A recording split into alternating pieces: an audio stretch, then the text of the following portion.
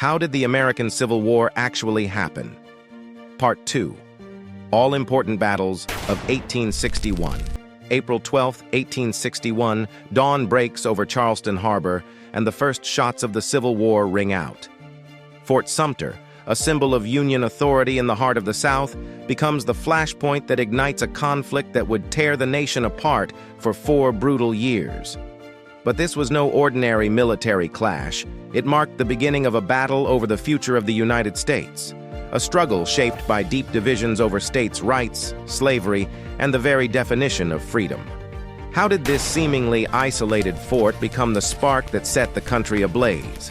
Today, we'll unravel the dramatic events leading to the siege of Fort Sumter and explore why this moment was a turning point, not just in the Civil War, but in American history.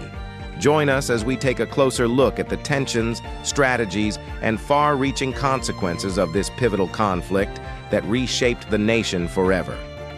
The circumstances surrounding Fort Sumter's failure to evacuate and the subsequent Confederate siege are pivotal in understanding the onset of the Civil War.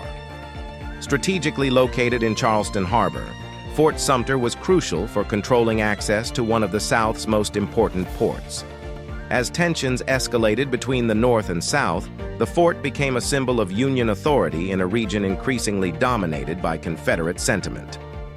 In the months leading up to the bombardment, Confederate forces, determined to assert their control, began to surround the fort, cutting off supplies and reinforcements. Their actions included the establishment of artillery positions and the mobilization of troops, all aimed at forcing the Union garrison to surrender.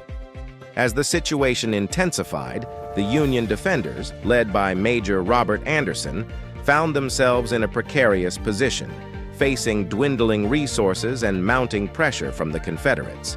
The local citizens of Charleston, many of whom supported the Confederate cause, reacted with a mix of excitement and apprehension as the prospect of conflict loomed closer. Some viewed the siege as a necessary step toward independence, while others were concerned about the potential for violence. As the bombardment began on April 12, 1861, the initial reactions of both the Union defenders and the local populace were filled with tension and uncertainty.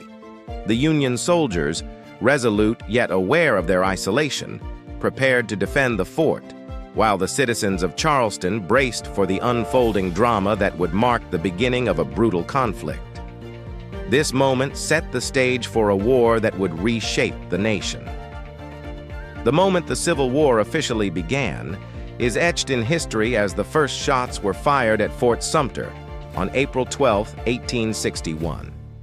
As dawn broke over Charleston Harbor, Confederate artillery opened fire, launching a mortar attack that would signal the start of a brutal conflict. The sound of cannon fire echoed across the harbor, shattering the tense silence and marking a decisive turn in American history. Chaos erupted as Union troops scrambled to respond to the unexpected assault. Major Robert Anderson and his men, already beleaguered by the siege, faced the urgent task of defending the fort against the relentless bombardment. The atmosphere was charged with anxiety and determination as soldiers worked feverishly to return fire while local spectators gathered on the shore, witnessing the unfolding drama with a mix of excitement and dread. Many were drawn by the spectacle, eager to see the confrontation that had been brewing for months, while others felt the weight of the moment, realizing that this was no mere skirmish, but the beginning of a war that would engulf the nation. The significance of this moment cannot be overstated. It represented the culmination of years of rising tensions over issues such as slavery and states' rights. The attack on Fort Sumter galvanized both the North and the South, leading to a surge of enlistments and a commitment to the respective causes. This pivotal event set the stage for a conflict that would ultimately reshape the United States, leaving an indelible mark on its history and identity. The Confederate bombardment of Fort Sumter was a meticulously planned assault that showcased the tactical prowess of Southern forces. Utilizing a combination of heavy artillery and strategic positioning, the Confederates aimed to overwhelm the Union garrison and force a swift surrender. They positioned their cannons on surrounding high ground, allowing them to rain down fire on the fort with devastating accuracy. As the first shots rang out, the Confederate forces unleashed a relentless barrage, targeting the fort's walls and its defenders. The Union garrison, led by Major Robert Anderson, faced significant challenges in their efforts to defend the fort.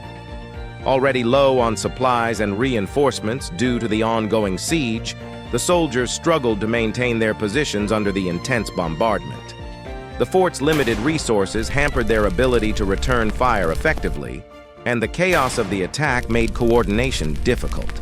Despite these obstacles, the morale and determination of the Union defenders remained resolute.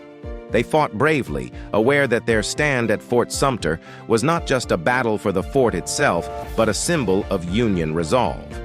On the Confederate side, the morale was equally high, fueled by a sense of purpose and the belief that they were fighting for their homeland.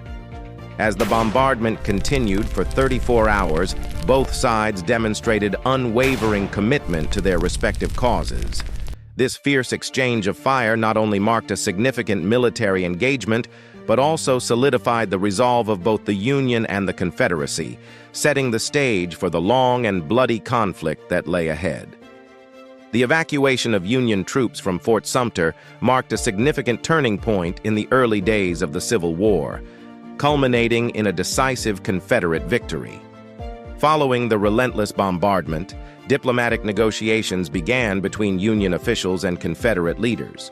Major Robert Anderson, recognizing the untenable situation, sought to negotiate terms for evacuation.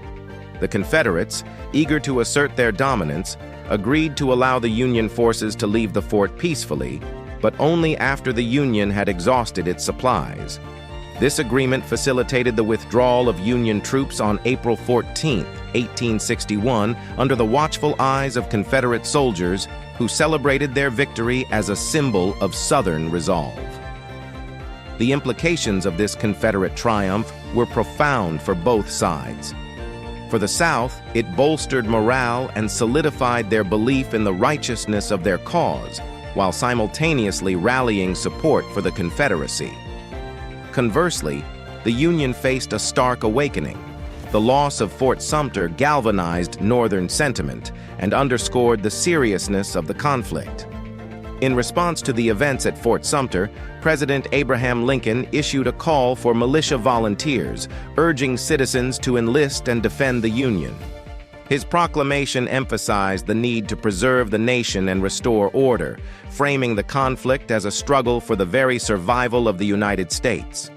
This call to arms ignited a wave of enlistments across the North as citizens rallied to support the Union cause, setting the stage for a protracted and bloody conflict that would reshape the nation.